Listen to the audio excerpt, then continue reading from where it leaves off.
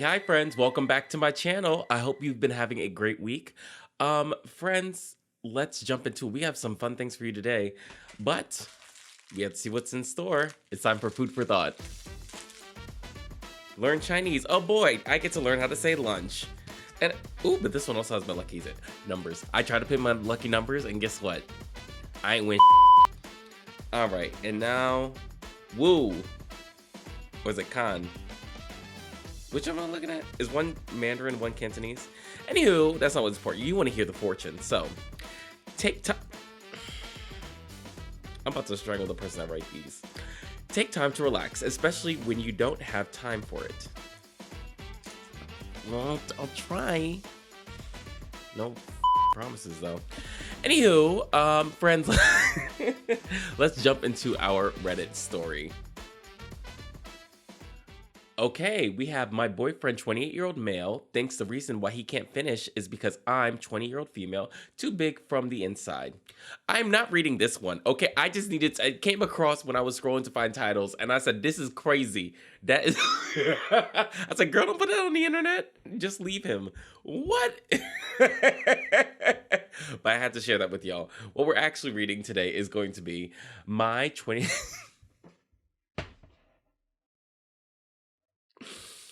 apologies.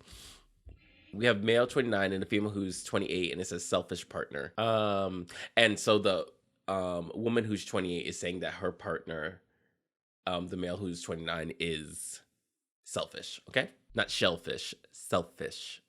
Okay, I think I've come to the realization that my boyfriend, a 29-year-old male, is incredibly selfish. I'm a 28-year-old female, have been together for 10 years, and I think last night it finally hit me. I think it hit you before, but maybe last night's the night you accepted it. So, because that's how it always goes. You're like, I've had the last straw. When people say that, I'm like, you've had the last straw 4 times, but maybe this is the time it actually sticks. How many straws you got in that bucket, okay? So for probably 2 to 3 weeks now, I've been telling my boyfriend that I have a work dinner Saturday evening and we're both invited to my supervisor's home. He agreed to go, even though he let me know there was a fun work event at his job. I think I know where this is going. And I told him I confirmed to her that he'd be there.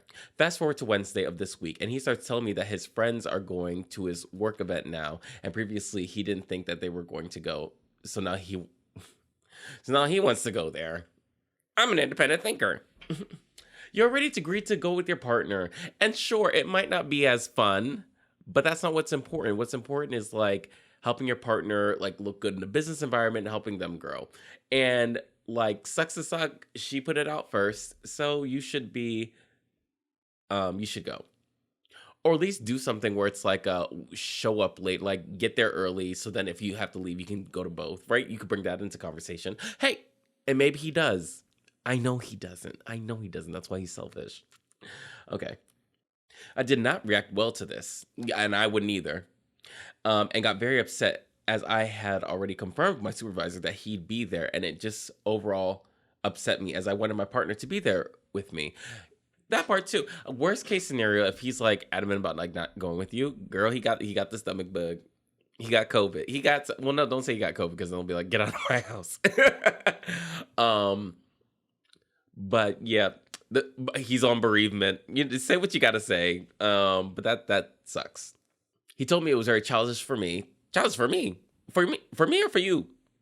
Crazy to react that way, or the way that I did, and that I didn't understand how important his job is, and how because my job isn't as important as his. I couldn't see it from his perspective, as maybe one day when I have a more important job, I'd, be able to get it.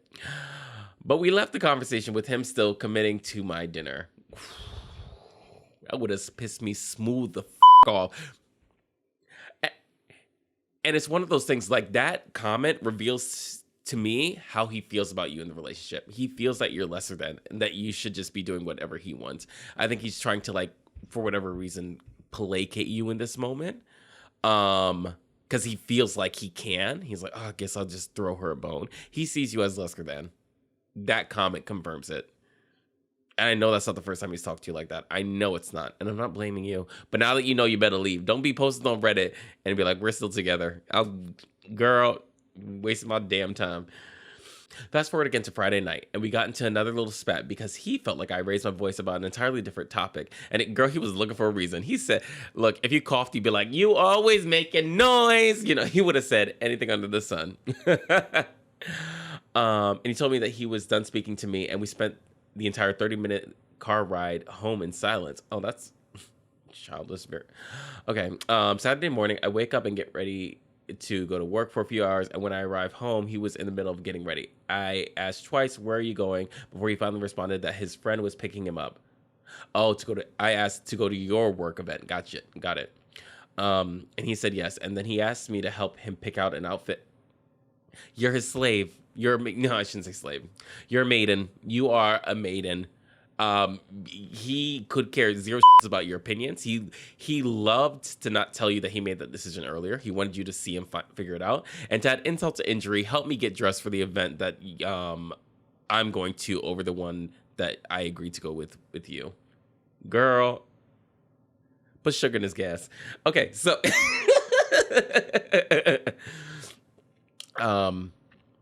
he said yes, and then he asked me to help pick out an outfit. When I asked him why he didn't tell me earlier, he told me, that's what I just said, right? Why couldn't you let me know? Tell me earlier, he told me that it wouldn't have changed anything, and it could have given more time to come up with a lie, and he just didn't feel like dealing with me. So basically, from the time he told me to the time he left for his work event was maybe 5 minutes. It finally hit me that I think he is just incredibly selfish. He's beyond that, girl. He is controlling. He's nasty. He's rude. He is giving red pill. Slip him a red pill of arsenic. No, I'm just kidding. You cannot use what I say on this channel to make decisions about your life, and I am not responsible, says my lawyer who doesn't exist. He's always saying I'm just a people pleaser, and he's not. I think, well, you probably got that far by being a people pleaser. Maybe he called that right, girl. Maybe he called it right. Because you ain't say it in here, but I fully believe you helped him pick out that outfit, even after he said that. Even after he basically spit in your face and said you were trash, you weren't nothing, you ain't never gonna be nothing, I'm the man. And then you still helped him pick out his outfit. You didn't say that you didn't, but I feel like you left that out on purpose. That's just how I feel. That's my opinion. I don't know what to do now. I do. You need to leave. Again, we've been together for 10. Well, the one thing that pisses me off is when people do this all the time. We've been together for 10 years. I don't care. Were you happy those 10 years? The answer is no. And you can lie to yourself and say you were. And you know what? I'll give it to you. Maybe year 1 and 2 was real good. Or at least all right. Year 3 was rough. Year 4, 5, 6, 7, 8. The patterns that are appearing now have been going on for a long time. You just got cut. Oh, they got together when they were teenagers. Well, that explains it, right, friends? So, with that, ladies and gentlemen, sometimes you got to let that high school sweetheart go, or maybe they met freshman year of college. Regardless, this clearly is not the answer, sis. You need to find the Lord or something. We haven't spoken since he left for his work dinner, and I'm just looking for advice now. Honestly, and I also wouldn't be surprised if he... sometimes, especially around that like late 20s, people get really weird. I feel like mid 20s is where it starts. People that had been in like high school relationships or like early college relationships, a lot of the times their early 20s to mid 20s is when things start to like, things can get a little chaotic, right? Because sometimes someone's like, wow, I didn't really experience anything else. And after you're a person that like gets to experience a lot and you're like, it doesn't matter. When you find someone that you really care about, just stay with them.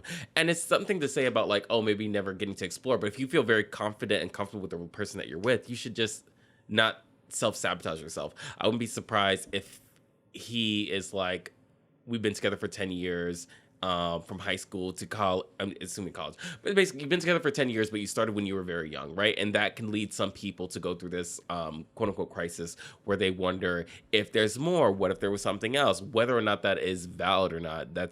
I would not be surprised if that's a factor.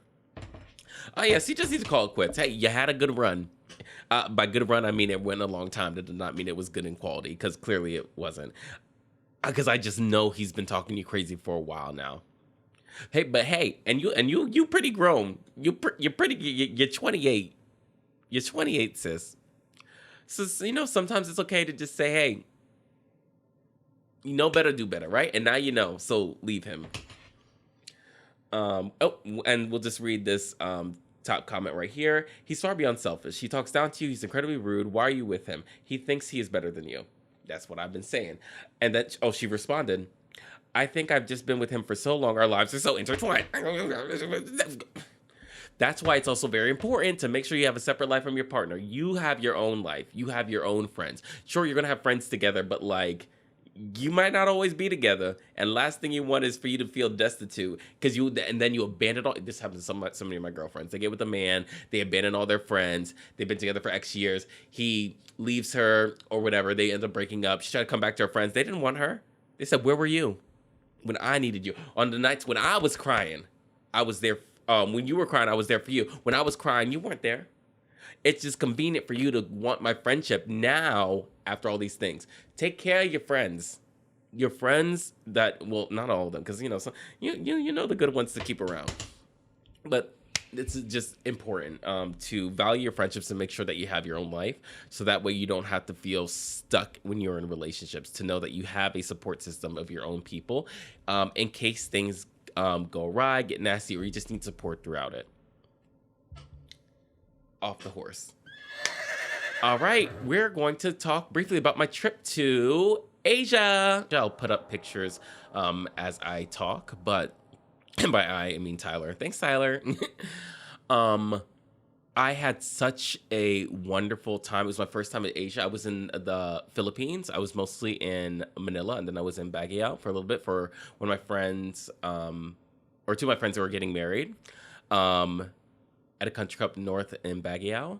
So it was beautiful and wonderful. My favorite part of the trip actually was, besides the wedding, love y'all, was actually being able to catch up with my friend's mom, one of my really good friends from college, who was an international student, was born and raised there, and I got to meet his mom a couple of times, and I got to see her while I was there, and she gave me a full Filipino spread for lunch, and then she took me around and like showed me University of the Philippines, and then we went to like the mall and went to like a coffee shop and stuff, and it was just so much fun, and I just had such a blast with her. So shout out to you, sis, you were wonderful.